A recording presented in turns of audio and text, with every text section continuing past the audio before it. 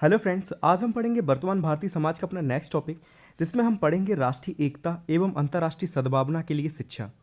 कि राष्ट्रीय एकता के बारे में जानेंगे, राष्ट्रीय एकता क्या होती है, अंतर्राष्ट्रीय सद्भावना क्या होती है।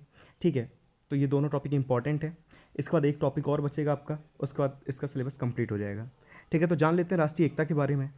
राष्ट्रीय एकता से तात्पर्य है राष्ट्र के सभी निवासियों की वह आंतरिक एकता, जिसमें वह अपनी जाति, धर्म, संप्रदाय, संस्कृति एवं प्रांत के संकीर्ण हितों को छोड़कर संपूर्ण राष्ट्र के हित का ध्यान रखते हैं।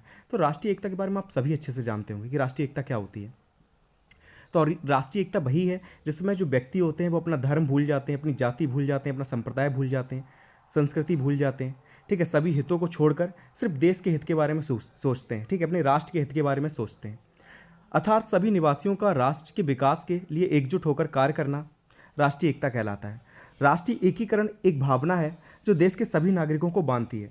आपको पता है कि जब राष्ट्रीय एकता आती है, जब भी हम देखते हैं कि इंडिया और पाकिस्तान का मैच होता है, तो सारे धर्म, जाति, संप्रदाय सब भूल जाते हैं और भारत का सपोर्ट करते हैं। ठीक है, तो यही राष्ट्रीय एकता है। तो राष्ट्रीय एकीकरण क्या करता है? तो राष्ट्रीय एकीकरण एक भावना है जो देश के सभी नागरिकों को बांधती है। अब राष्ट्रीय एकता प्राप्त करने के साधन क्या हैं वो जान लेते हैं। 2017 में पूछा तो गया। राष्ट्रीय एकता का जो विकास है वो 3 तरीकों से किया जा सकता है।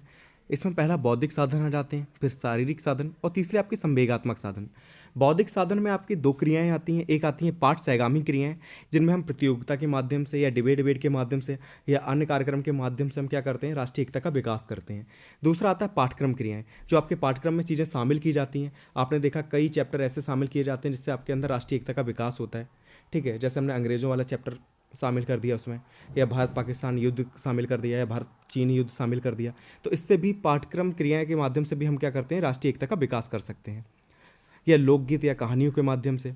फिर दूसरा आपका शारीरिक साधन। शारीरिक साधन में आपका स्काउट गाइड आ जाता है, एनसीसी आ जाता है, एनएसएस आ जाता है। इनके माध्यम से भी राष्ट्रीय एकता का विकास किया जा सकता है। स्काउट गाइड में आपने देखा है कि हम लोग, या एनसीसी में हमने देखा है कि आप क्या करते हैं, एक दूसरे का सहयोग करते हैं और राष्ट्रीय एकता का विकास होता है।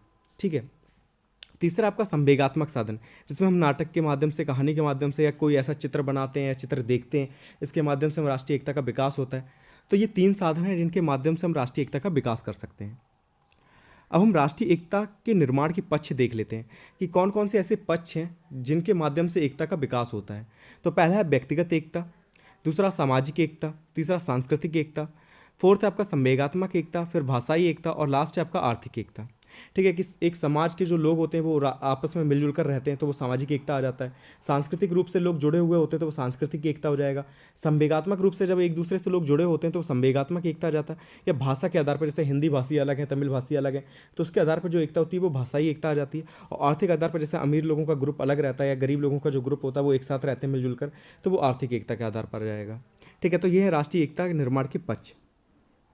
अब राष्ट्रीय एकता की शिक्षा के लाभ देख लेते हैं कि राष्ट्रीय एकता की शिक्षा के लाभ क्या हैं। तो पहला तो भ्रष्टाचार का अंत हो जाता है।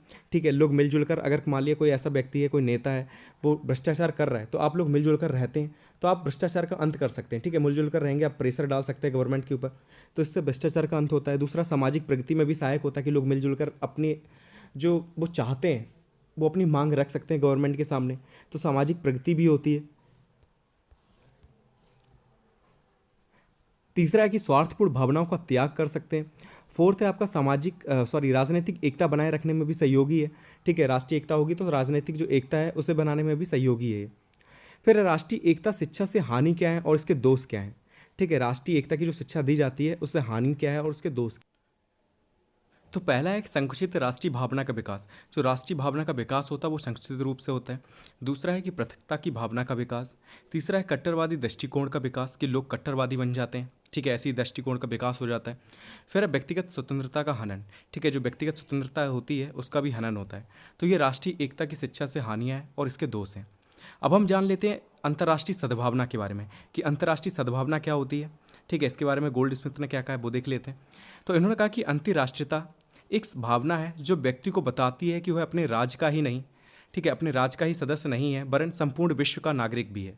ठीक है, तो गोल्ड स्मिथ जो थे इन्होंने क्या कहा अंतर्राष्ट्रीय सद्भावना के बारे में, कि जो अंतर्राष्ट्रीयता है वो एक भावना है जो व्यक्ति को बताती है कि वह अपने राज्य का ही सदस्य नहीं है वरन संपूर्ण विश्व का नागरिक भी है। ठीक है, इसमें क्या कि हम सिर्फ अपने देश के बारे में नहीं सोच रहे हैं, इसमें हम सबके बारे में सोच रहे हैं। ठीक है, चाहे कोई भी देश हो, चाहे कोई भी राष्ट्र हो, चाहे कोई भी जगह हो, ठीक है, हम सबके बारे में सोच कर चल रहे हैं। विभिन्न देशों के बीच मैत्रीपूर्ण संबंध एवं अच्छी भावना ही अंतर्राष्ट्रीय सद्भावना को व्यक्त करती है। ठीक है, तो अंतर्राष्ट्रीय सद्भावना से मतलब क्या है कि जो विभिन्न देश हैं उनके बीच में जो मैत्रीपूर्ण व्यवहार होता है, संबंध होता है, ठीक है, अच्छी भावना होती है, यही अंतर्राष्ट्रीय सद्भावना कहलाती है। अब अंतर्राष्ट्रीय सद्भावना की आवश्यकता क्यों है? तो पहला है वैज्ञानिक तकनीकी के विकास के लिए अंतर्राष्ट्रीय सद्भावना की आवश्यकता पड़ती है हमें, और राष्ट्रों की पारस्परिक निर्भरता, ठीक है, कि हम दूसरे पर निर्भर हैं। ठीक है, एक देश स्वयं सब कुछ नहीं कर सकते, जैसे हम तेल के मामले में सऊदी अरब से हम तेल मंगाते हैं तो हम उसके ऊपर निर्भर हैं, इसलिए अंतर्राष्ट्रीय सद्भावना की ज़रूरत है। अगर मान लिया हम सऊदी अरब से लड़ाई कर लेंगे, ठीक है, या लड़ लिए, तो हम क्या करेंगे, उससे तेल नहीं मंगा सकते ना, तो हम भी बैठे रह जाएंगे। सऊदी अरब भी हमसे कुछ चीज़ मांगता होगा, ठीक है, वो भी कुछ इंपोर्ट कर रहा है भारत से, तो वो भी बैठा रह जाएगा। तो इसलिए वैज्ञानिक तकनीकी के विकास के लिए और राष्ट्रों की पारस्परिक निर्भरता के लिए अंतर्राष्ट्रीय सद्भावना की आवश्यकता है।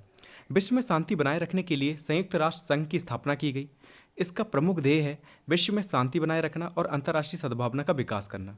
ठीक है, जो विश्व है इसमें शांति बनाए रखें, इसके लिए हमने किसका स्थापना की गई है, तो संयुक्त राष्ट्र संघ की स्थापना की गई है। और इसका जो प्रमुख उद्देश्य है, जो प्रमुख ध्येय है, वो है कि विश्व में शांति बनाए रखना और अंतर्राष्ट्रीय सद्भावना का विकास। फिर है शिक्षा के द्वारा अंतर्राष्ट्रीय सद्भावना का विकास कैसे किया जा सकता है, 2019 में पूछा गया है। तो पहला है कि छात्रों को विभिन्न भाषा सिखाने हेतु प्रेरित करना। अगर मान लीजिए बच्चा जो होगा उसे खाली हिंदी आएगी तो बस सिर्फ किससे डील कर पाएगा, जो हिंदी भाषी क्षेत्र है उससे डील कर पाएगा। लेकिन अगर उसे बंगाली भी आ रही है, मद्रासी भी आ रही है, फ्रेंच भी आ रही है, तो वो काफ़ी ब्रॉड एरिया में अपने आप को एडजस्ट कर सकता है, ठीक है, डील कर सकता है। तो इसलिए भी छात्रों को विभिन्न भाषा सिखाने के लिए प्रेरित करना है। दूसरा कि छात्रों में तर्क, निर्णय एवं आलोचना शक्ति का भी विकास करना है, ठीक है, उसका डेवलपमेंट करना है कि वो तर्क कर सके, निर्णय ले सके, ठीक है, आलोचना शक्ति का भी विकास करना है। फिर है कि विश्व में सभी समस्याओं में रुचि लेने के लिए छात्रों को प्रेरित करना, ठीक है, खाली वो अपने से मतलब ना रखें, अपने देश से मतलब ना रखें, विश्व में जितनी भी समस्याएं उनमें रुचि लें, ठीक है, उसमें इंटरेस्ट लें, इसके लिए उन्हें छात्रों को प्रेरित करना है। फिर है सामाजिक अध्ययन एवं भूगोल की जानकारी देना, ठीक है, उन्हें सामाजिक अध्ययन की जानकारी देनी, भूगोल की जानकारी देनी कि वो जाने कि दूसरे देश के बारे में क्या है, ठीक है। फिर है विश्व बंधुत्व की भावना विकसित करना, कि जो विश्व बंधुत्व है कि हम सबको मिलजुल कर रहना चाहिए, हर देश एक है, ठीक है, सबके समान उद्देश्य होते हैं। तो इस सब चीज़ें के लिए उनकी जो भावना है विश्व बंधुत्व की, उस भावना का विकास करना है। अब हम देख लें कि अंतर्राष्ट्रीय सद्भाव के विकास में शिक्षक की क्या भूमिका है। 2019 में और 17 में ये क्वेश्चन पूछा जा चुका है, तो इंपॉर्टेंट है। तो पहला क्यों है, अंतर्राष्ट्रीय भावना के प्रति आस्था रखते हो। जो टीचर हैं वो खुद ही अगर आस्था नहीं रखेंगे अंतर्राष्ट्रीय भावना के प्रति, तो वो बच्चे को क्या प्रेरित करेंगे। इसलिए जो टीचर है वो अंतर्राष्ट्रीय भावना के प्रति आस्था रखता हो। दूसरा कि सत्य को स्वीकार करने की क्षमता रखता हो। तीसरा कि उनका चिंतन पक्षपातपूर्ण नहीं हो, ठीक है, ऐसा नहीं कि अगर भारत गलत है किसी चीज़ में, ठीक है, तो वो भारत को गलत बताए। ऐसा नहीं है कि वो अमेरिका से अगर कोई बात हो रही है, अमेरिका सही है फिर भी उसे हम गलत बताएं। तो उनका जो चिंतन होना चाहिए वो पक्षपातपूर्ण नहीं होना चाहिए।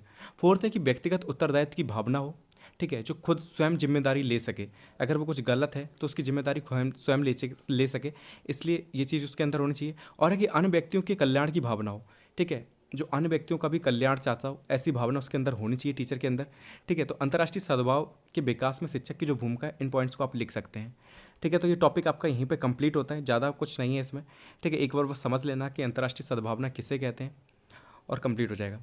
फिर मिलते हैं नेक्स्ट वीडियो में नेक्स्ट टॉपिक के साथ। Thank you so much for watching this video.